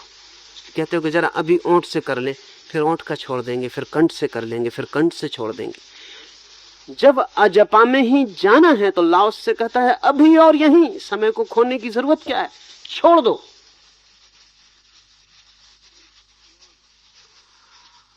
छलांग, जंप। लेकिन जरूरी नहीं है कि लाओस से जैसा कहता है वैसा सभी को सुगम हो। कभी कभी तो छुड़ाने के लिए धीरे धीरे ही छुड़ाना पड़ता है। लोग हैं, टाइप हैं, बड़े भिन्न भिन्न तरह के लोग हैं। अगर किसी को हम कहें कि छलांग के सिवा कोई रास्ता ही नहीं, सीढ़ियों से उतरने का उपाय ही नहीं है, तो इसका मतलब ये नहीं कि वो छलांग लगाएगा। अगर वो छलांग लगाने वाला नहीं है तो सीढ़ियां भी नहीं उतरेगा, बस इतना ही होगा। वो बैठ के रह जाएगा, वो कहेगा ये बात ही अपने काम की नहीं है। पर उसके लिए भी परमात्मा तक पहुंचने का मार्ग तो होना ही चाहिए। उसे कोई कहता है सीढ़ियों से आ जाओ, लाओस से जो कह रहा है वो उसके अपने टाइप की बात कह रहा है। इसे सदा ध्यान में रखना, नहीं तो मेरी बात में आपको निरंतर कठिनाई होगी। मेरा अपना खुद का निजी जो स्वभाव है वो ऐसा है कि जब मैं लाओसे पे बोल रहा हूं तो मैं लाओसे होकर ही बोल रहा हूं। फिर मैं भूल जाऊंगा कोई चैतन्य कभी हुए, कि कभी कोई मीरा कभी हुई, कि कोई कृष्ण ने कभी कोई गीता कही, वो मैं नहीं बीच में आएगी, वो बात खत्म हो गई। तो अच्छा होगा कि जब लाओसे पर बोल रहा हूं तो दूसरे सवाल बीच में मत उठाएंगे, उसे समझने में फायदा नहीं होगा, नुकसान ही पड़ेगा। जब कृष्ण पर बोलता हूं तब पूछ लेना, तब लाओसे को बीच में मत लाना, क्योंकि जब कृष्ण पर बोलता हूं तो कृष्ण ही होकर बोलना है, फिर बीच में दूसरे को लाना नहीं है। और मेरा अपना कोई लगाव नहीं है, इसलिए मैं किसी के भी साथ पूरा हो सकता हूं। मेरा अपना कोई लगाव नहीं है। अगर मेरा अपना कोई लगाव हो तो मैं किसी के साथ पूरा नहीं हो सकता। अगर मेरा लगाव हो कि नाम स्मरण से ही पहुंचा जा सकता है, तो फिर लाओसे को मैं आपको न समझा पाऊंगा, अन्याय हो जाएगा। नहीं, मैं कहता हूं लाओसे बिल्कुल ही ठीक कहता है, एकदम ठीक कहता है। और फिर भी जब मैं चैतन्य पर बोलूंगा तो कहूंगा कि चैतन्य बिल्कुल ठीक कहते हैं, सीढ़ियों से भी पहुंचा जा सकता है। लेकिन अभी उसे मत उठाएं, तो उससे उठाने से लाओसे को समझने में कोई सुगमता ना होगी। उसे भूल जाएं, उसे बिल्कुल ही भूल जाएं। लाओसे को समझने बैठे हैं तो छलांग की बात ही पूरी समझ लें। नहीं तो हमारा मन ऐसा करता है, जब मैं छलांग की बात समझाने बैठता हूं तब आप सीढ़ियों की बात उठाते हैं, और जब मैं सीढ़ियों की बात समझाने बैठता हूं तब आप छलांग की बात उठाते हैं। आप चूकते, बेईमानी है वो मन की। क्योंकि जब मैं कहता हूं कीर्तन करो तब आप कहते हैं कीर्तन से क्या होगा, और जब मैं कहता हूं सब फेंक दो, नाम वगैरह जला दो, तब आप कहते हैं कि आप तो कह रहे थे कि कीर्तन से होगा। ना आपने वो किया, ना आप ये करेंगे, आप अपना बचाव खोजते चले जाएंगे। आपसे जो बन पड़े वो कर लो, लेकिन इतना तो कर ही लो कम से कम कि जो मैं समझा रहा हूं उससे पूरा का पूरा प्रमाणिक समझ लो, उसमें दूसरे को डालो ही मत। वो सब फॉरेन, जैसे लाओसे के बीच में नाम की बात ही मत लाना, संकीर्तन कीर्तन का सवाल ही मत उठाना, वो बिल्कुल कचरा है। लाओसे की व्यवस्था में उसका कोई भी उपयोग नहीं। वो वैसे ही है जैसे कि एक बैलगाड़ी के चाक को उठा के वो कार में लगाने की कोशिश में कोई लग जाए। ऐसा नहीं कि बैलगाड़ी नहीं चलती, बैलगाड़ी बराबर चलती है। उल्टा भी नहीं होगा, कार के चक्के को भी बैलगाड़ी में लगाने मत चले जाना। ऐसा नहीं कि वो नहीं चलता है, वो भी चलता है। एक सिस्टम अपने भीतर गतिमान होती है, अपने बाहर व्यर्थ हो जाती है। लाओसे के लिए सब बेमानी है, और लाओसे ठीक कहता है, गलत नहीं कहता। असल में ठीक इतना बड़ी बात है, सत्य इतना बड़ा है कि वो अपने से विपरीत सत्यों को समा लेता है। सत्य इतना बड़ा है कि वो अपने से विपरीत को भी मेहमान बना लेता है। असत्य बहुत छोटा होता है, वो अपने से विपरीत को मेहमान नहीं बना सकता। सत्य के भवन में, जैसा कि जीसस ने कहा है कि मेरे प्रभु के मकान में बहुत कक्ष, there are many mansions in my lord's house. बहुत कक्ष है मेरे प्रभु के मकान में, और एक एक कक्ष इतना बड़ा है कि एक कृष्ण के लिए, एक बुद्ध के लिए, एक महावीर के लिए, एक लाओसे के लिए, और इस तरह के 1000 लोग हों तो उनके लिए एक कक्ष काफी है, एक एक के लिए। वो सभी कक्ष प्रभु के मंदिर के कक्ष। लेकिन जब मैं तुम्हें लाओसे के कक्ष का दरवाजा बताऊं तब तुम ये मत कहना कि दरवाजा तो लाल रंग का है। कल जो कक्ष का आपने दरवाजा दिखाया था कृष्ण का, वो तो पीले रंग का था। तो आप तो कहते थे पीले रंग के दरवाजे से प्रवेश होगा, अब आप कहते हैं लाल रंग के दरवाजे से प्रवेश होगा। और मजा यह है कि आप पीले रंग के दरवाजे से भी प्रवेश नहीं किए थे, और अब आप पीले रंग के दरवाजे की आड़ लेके लाल रंग के दरवाजे से भी प्रवेश नहीं करेंगे। कहीं से भी प्रवेश कर जाएं, छलांग बने लगाते छलांग लगा जाएं। जिनका चित्त युवा है और साहस से भरा है वो छलांग लगा जाएं। जो डरे हुए हैं, भयभीत हैं, छलांग लगाने में पता नहीं हाथ पैर न टूट जाएं, वो भी कम से कम सीढ़ियां तो उतरे, वे वहीं पहुंच जाएंगे थोड़ी देर अबेर। लेकिन बैठे ना रह जाएं, क्योंकि बैठने वाला कभी नहीं पहुंचेगा। और ये भी मैं नहीं कहता कि हर कोई छलांग लगा जाए, क्योंकि जिसका मन लगाने का ना हो वो नहीं लगाए, क्योंकि जरूरी नहीं कि छलांग से पहुंचे ही हाथ पैर भी तोड़ ले सकता है। ये जरूरी नहीं है कि छलांग लगाने में कोई गौरव है। लगती हो तो लगाएं, ना लगती हो तो सीढ़ियों से उतर आए। लेकिन जिससे छलांग लगती हो वो सीढ़ियों से उतर के समय क्यों जाया करे। और ध्यान रहे, जो छलांग लगा सकता है वो सीढ़ियों पर गिर भी सकता है। सीढ़ियां बहुत छोटी पड़ेंगी उसके लिए, वो गिर सकता है, हाथ पैर तोड़ सकता है। जैसा सीढ़ियों से उतरने वाला छलांग में हाथ पैर तोड़ सकता है, वैसा छलांग लगाने वाला सीढ़ियों में हाथ पैर तोड़ सकता है। नहीं, निश्चित कर लें, अपने को समझ लें। मैं तो न मालूम कितने मार्गों की बात किए चला जाऊंगा। आपको जो दरवाजा अपने जैसा लगे आप उसमें प्रवेश कर जाना। आप इसकी फिक्र मत करना कि आगे के दरवाजे को और समझ ले। आपको जो भी समझने जैसा लगे वहां से चुपचाप प्रवेश कर जाना। और आखिर में मंदिर के बीच में पहुंच के आप पाएंगे कि और दरवाजों से प्रवेश किए लोग भी वहीं पहुंचे। किस दरवाजे से पहुंचे हैं आप, ये मंदिर के अंतर्गृह में पहुंचने पर कोई नहीं पूछता कि आप किस दरवाजे से आए, बाएं से आए कि दाएं से आए, छलांग लगा के चढ़े थे सीढ़ियां की सीढ़ियां आसानी से चढ़े थे। मंदिर के भीतर पहुंचकर, प्रभु की प्रतिमा के निकट पहुंचकर कोई आपसे हिसाब नहीं पूछेगा कि आप धीमे आए, तेजी से आए, एक एक सीढ़ी चढ़े, दो दो सीढ़ियां छलांग लगाई, कूद कर आ गए, क्या किया, कोई नहीं पूछेगा।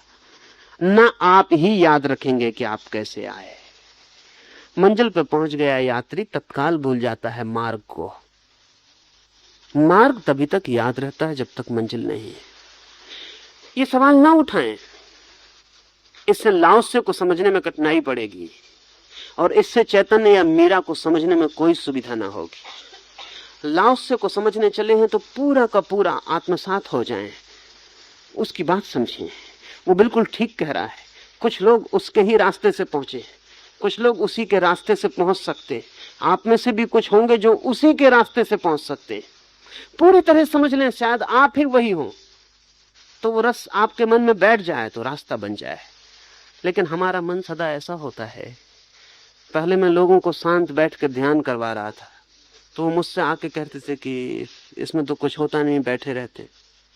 वही लोग, ठीक वही लोग, जब मैं तेजी से ध्यान करवाने लगा आके मुझसे कहने लगे कि इससे तो वो शांत बैठने वाला बहुत अच्छा था। उन्होंने ही मुझसे कहा था कि इससे कुछ नहीं होता, शांत बैठे समय खराब हो जाता है।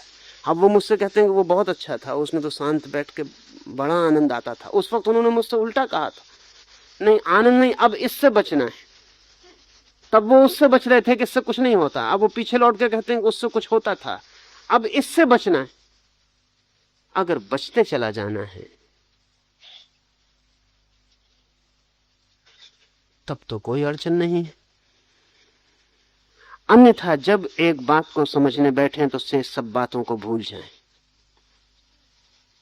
तब पूरे उसमें लीन हो, डूबे, शायद वो रास्ता आपके लिए रास्ता बन जाए। और कुछ पूछना हो तो पूछ ले, सूत्र फिर कल। हाँ, तो आपके प्रत्येक के इतने आप ओलट पर आके के पर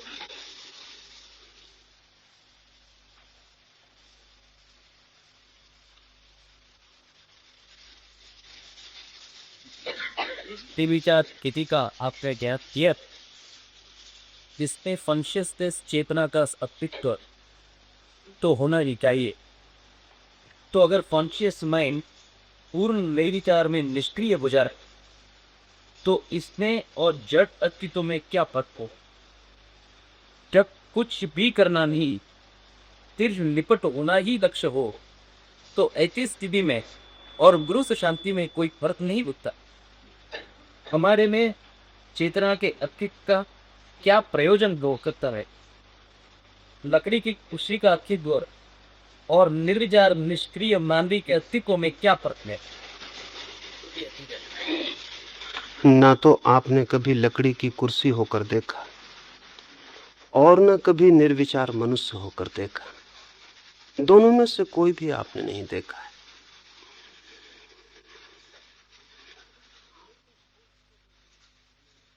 लेकिन सोचते हैं हम कि दोनों में फर्क होना चाहिए,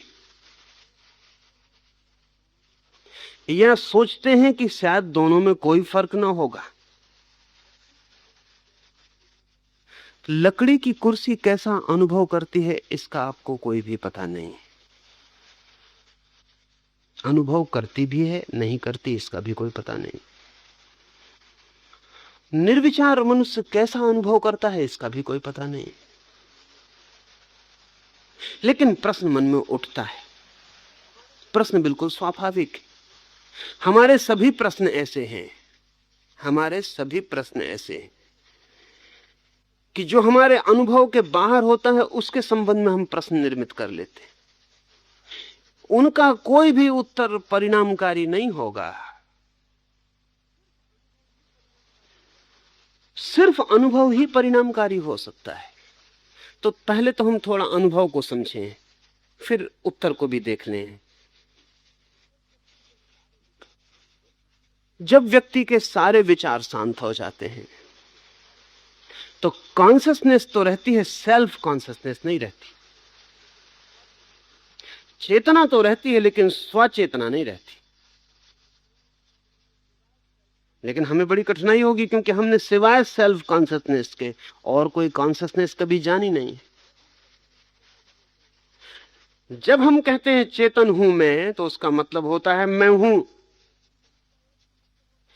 हमारे चेतन होने का एक ही मतलब होता है, अपने होने का हमें पता है कि मैं हूं, हालांकि बिल्कुल पता नहीं है कि कौन, क्या हूं, कुछ पता नहीं, बस मैं हूं। ये जो हमारी स्वचेतना है, सेल्फ कॉन्शसनेस है, ये रोग है, बीमारी। इसी स्वचेतना के संघट का नाम अहंकार है, ईगो है।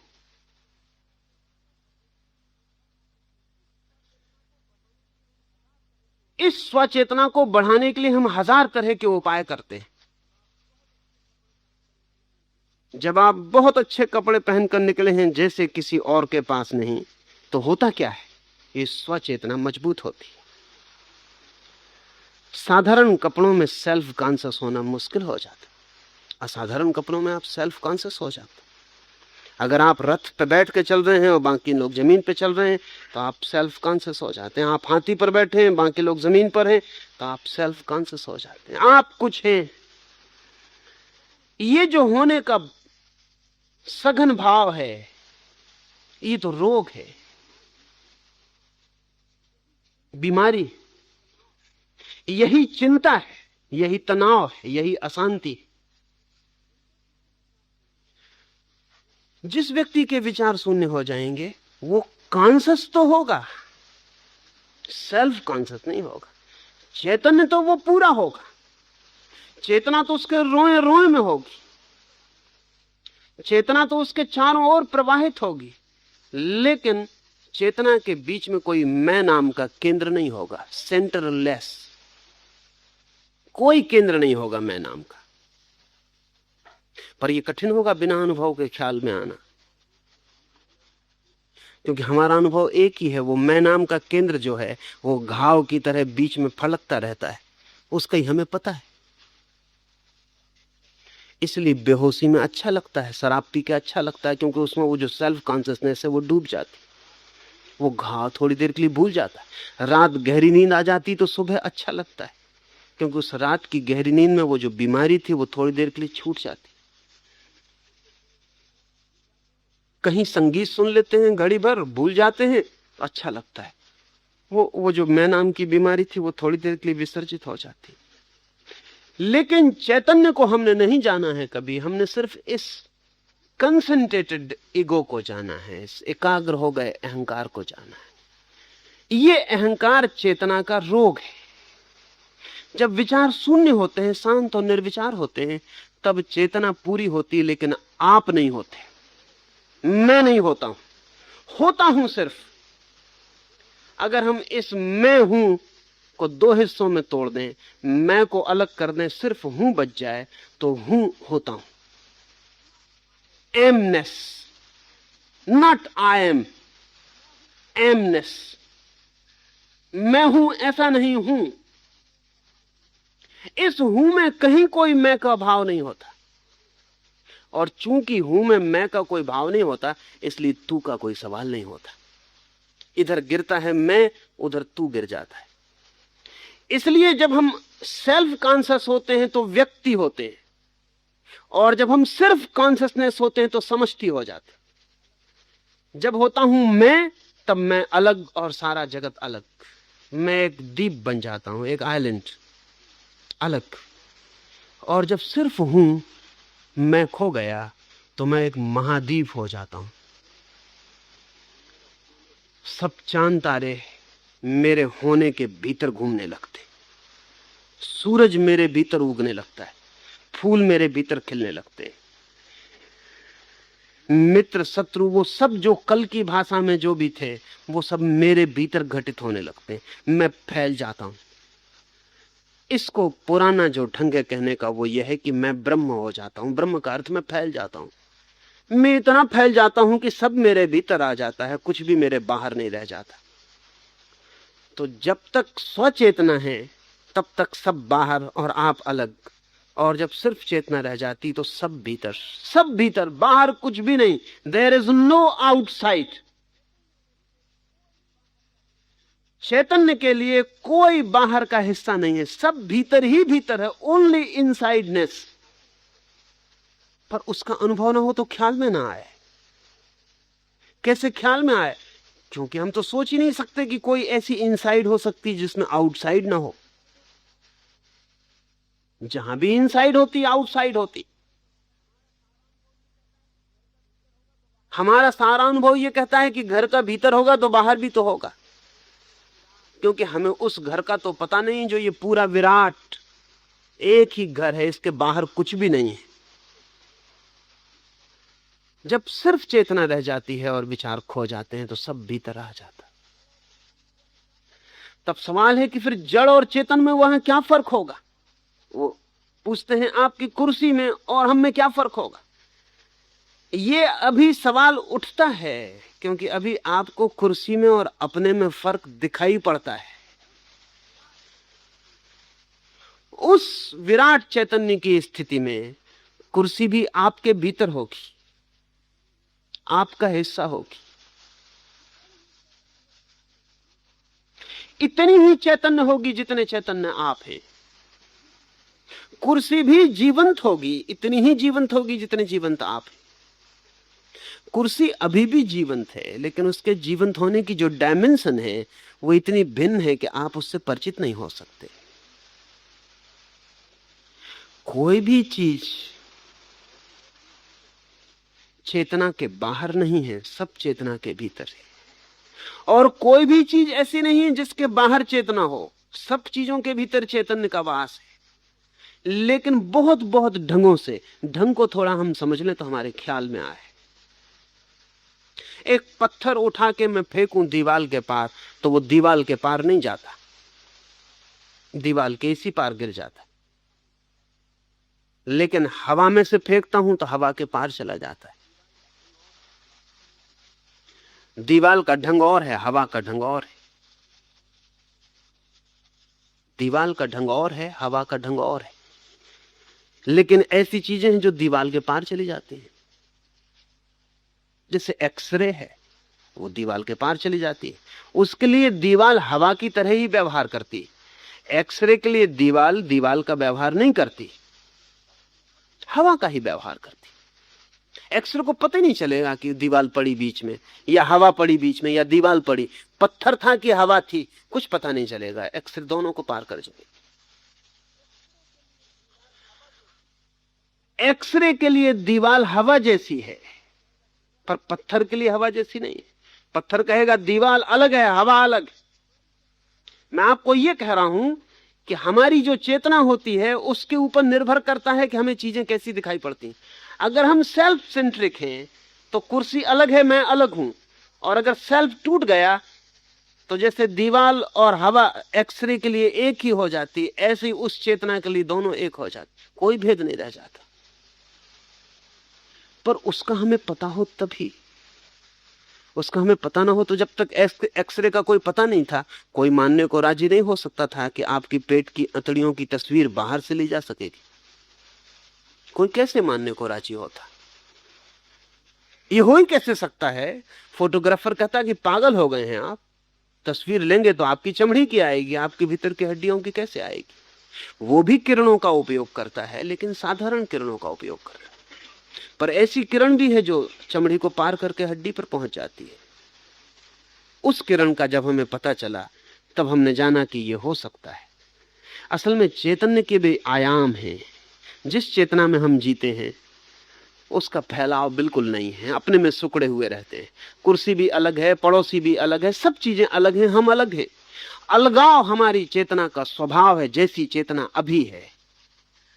और जैसे ही चेतना का रूप बदलता है, विचारों के हटते ही गुणात्मक अंतर होता है, वैसे ही चीजों में पृथकत्व गिर जाता है, बीच के फासले गिर जाते, सारी चीजें एक मालूम होने लगती हैं और प्रत्येक चीज नए ढंग से जीवंत मालूम होने लगती है। एल्डस हक्सले ने पहली दफा जब एलएसडी लिया, तो भाग्य की बात कि आपके सवाल से मेल खाता है, वो जहां बैठा था सामने ही एक कुर्सी रखी थी। और जब उसने एलएसडी लिया तो थोड़ी देर में वो बहुत हैरान हो गया, कुर्सी से जैसे किरणें निकलने लगी।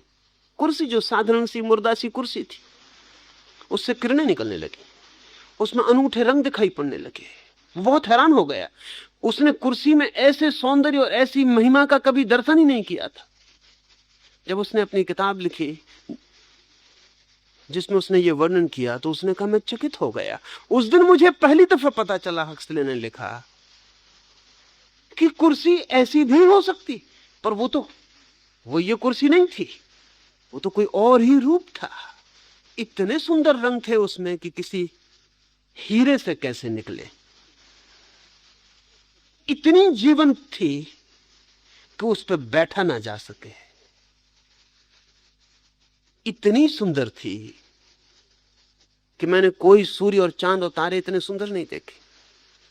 तब एल्डस हक्सले ने लिखा कि उस दिन मुझे ख्याल में आया, एलएसडी से तो कुछ नहीं हुआ था, एलएसडी से तो थोड़ा सा चेतना फैलती है, वो थोड़ा कॉन्शियसनेस एक्सपेंडिंग ड्रग है, थोड़ी सी आपकी चेतना थोड़ी सी फैल जाती है कुछ क्षणों के लिए, पर इतने से फैलाव में कुर्सी जीवंत हो गई।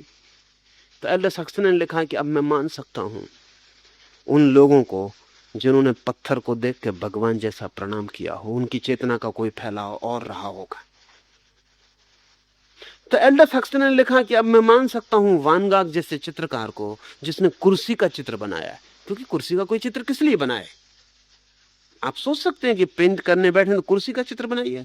और वान गाग जैसा अनूठा चित्रकार कुर्सी का चित्र बनाए, महीनों मेहनत करे, पागल होगा।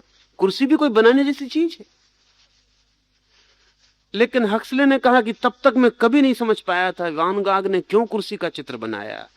तब मैं समझा कि वान गाग ने किसी और चेतना के क्षण में इस कुर्सी को देखा होगा जिसको उसने रंगा है। पर फिर भी हमारे रंग बहुत फीके।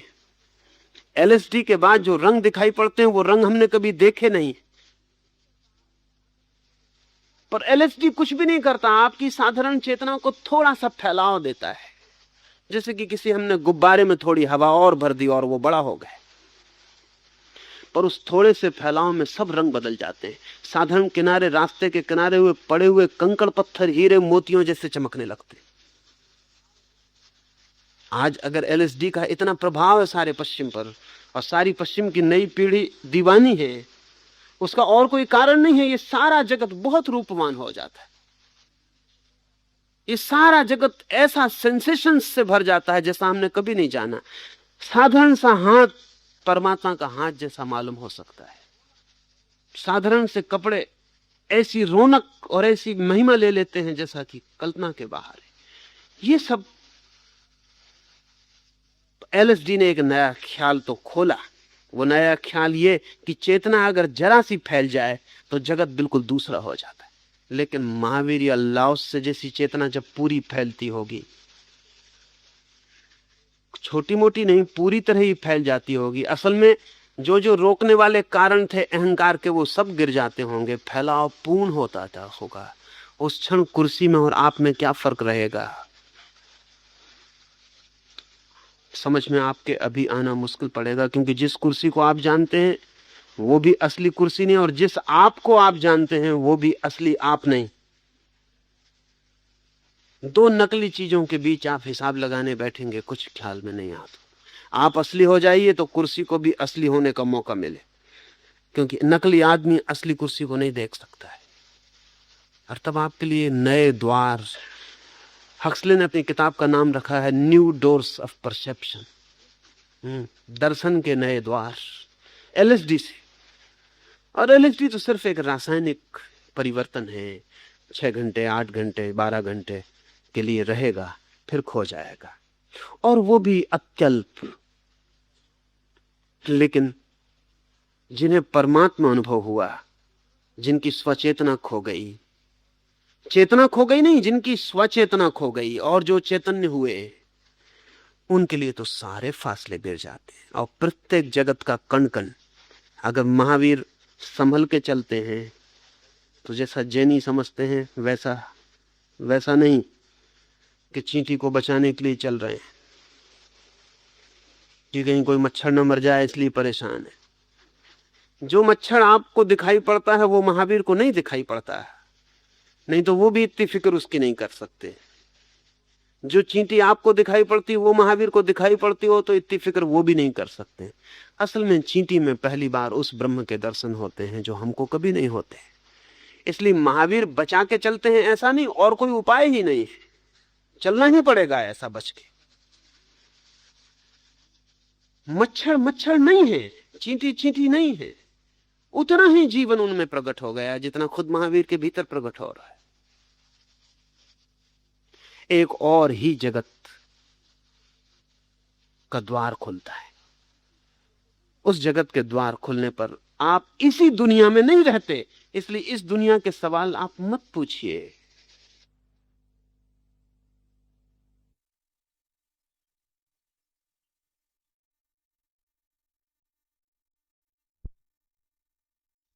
का कोई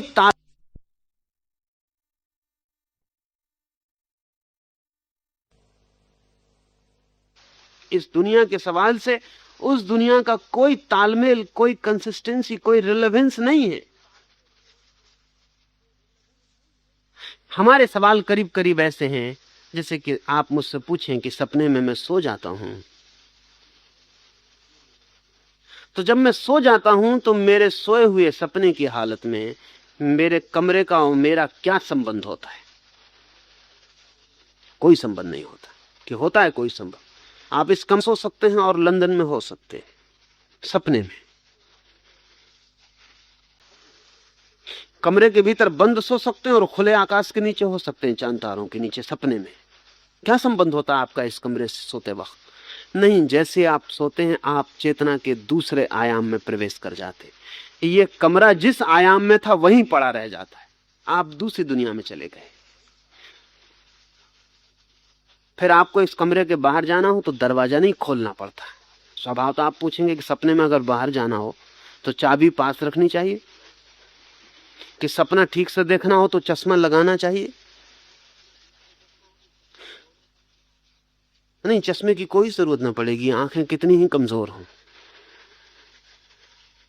आप दूसरे आयाम में प्रवेश कर रहे हैं जहां इस तरह के चश्मे की कोई जरूरत ना पड़ेगी, इस आंख की भी जरूरत नहीं पड़ेगी, इस दरवाजे को खोलने की भी जरूरत नहीं, और बाहर हो जाएंगे। लेकिन जिस आदमी ने सपना ना देखा हो कभी, उससे आप कहें कि एक ऐसी भी हालत होती है कि बिना दरवाजा खोले बाहर हो जाते हैं, वो कहेगा माफ करो आपका दिमाग ठीक है। अगर आप किसी आदमी से कहें जिसने सपना ना देखा हो कि एक ऐसी भी हालत होती है कि ना हवाई जहाज में बैठो, ना ट्रेन में सवार हो, ना जहाज में यात्रा करो, क्षण भर में यहां से लंदन पहुंच जाओ, कोई बीच में वाहन की जरूरत ही नहीं पड़ती, दरवाजा खोलो मत, चाबी की जरूरत नहीं, निकल जाओ, पहुंच जाओ, वो कहेगा आपका दिमाग तो ठीक है ना।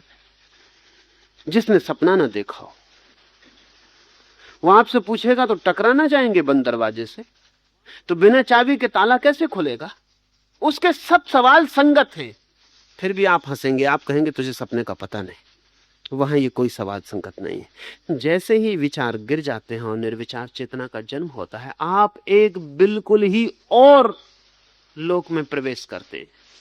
उस लोक में इस जगत की कोई भी चीज संगत नहीं है, कोई भी चीज, कोई भी नियम संगत नहीं है। इस जगत में जो जड़ दिखाई पड़ रहा है वो वहां चैतन्य हो जाएगा। इस जगत में जो मृत दिखाई पड़ रहा है वहां जीवंत हो जाएगा।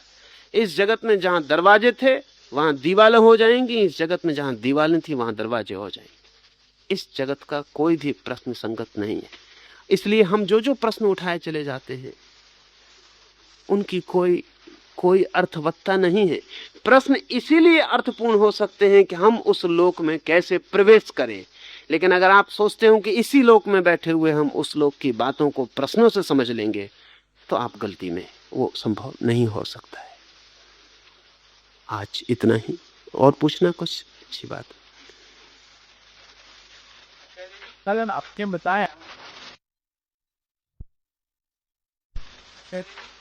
बताया कि अगर भगवान मिल गया तो सहज पता लग जाएगा। था ये तो मैंने देखा है।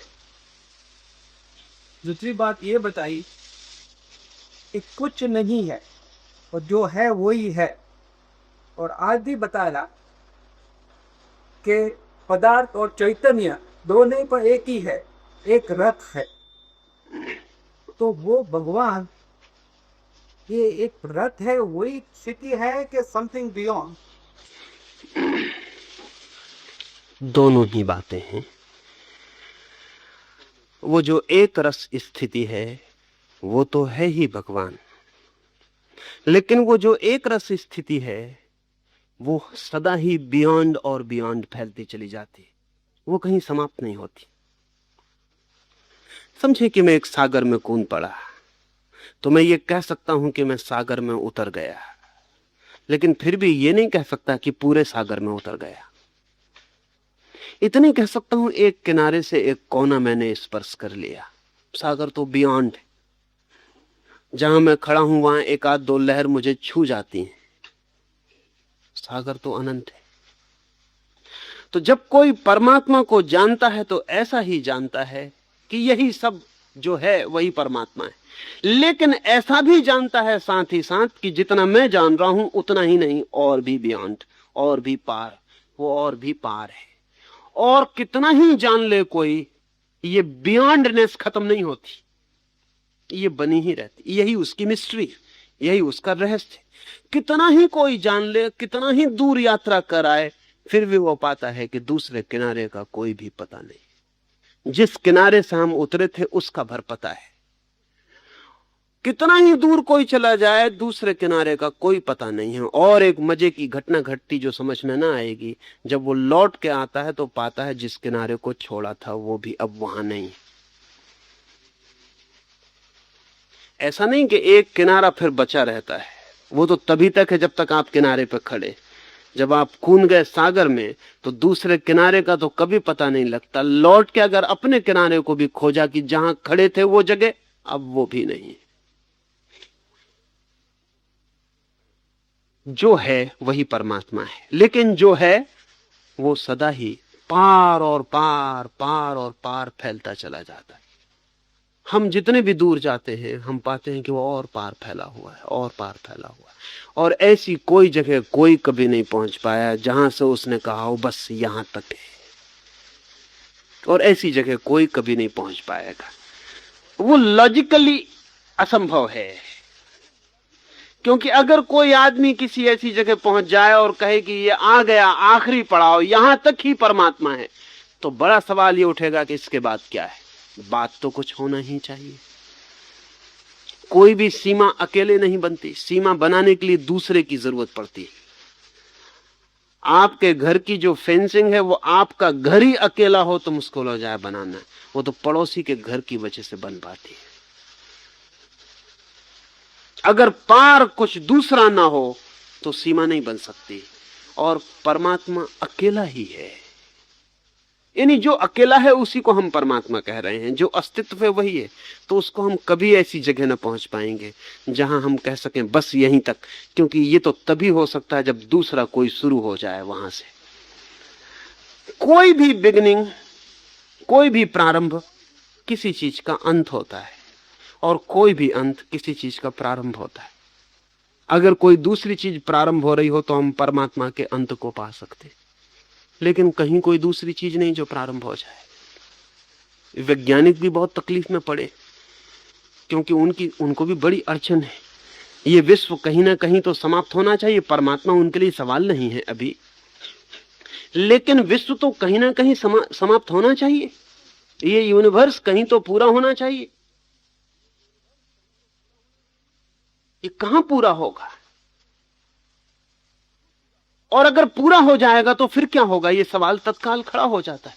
जहां इसकी सीमा आएगी वहां तो वैज्ञानिक कहते हैं दूसरा यूनिवर्स शुरू हो जाएगा, लेकिन उससे कोई हल नहीं होता। अब हम सारे यूनिवर्स जो शुरू हो सकते हैं उनको इकट्ठा सोचें और फिर पूछें कि वो कहां खत्म होंगे।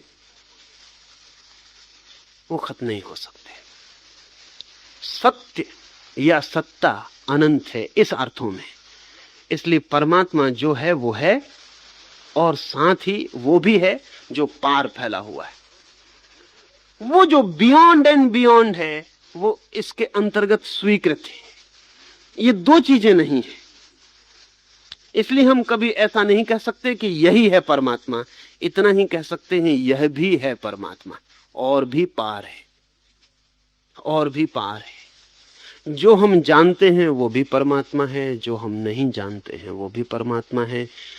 जो किसी ने जाना वो भी परमात्मा है, जो किसी ने नहीं जाना वो भी परमात्मा है, और वो भी जो शायद कोई कभी नहीं जानेगा। अज्ञात ही नहीं है, वो अज्ञेय भी है।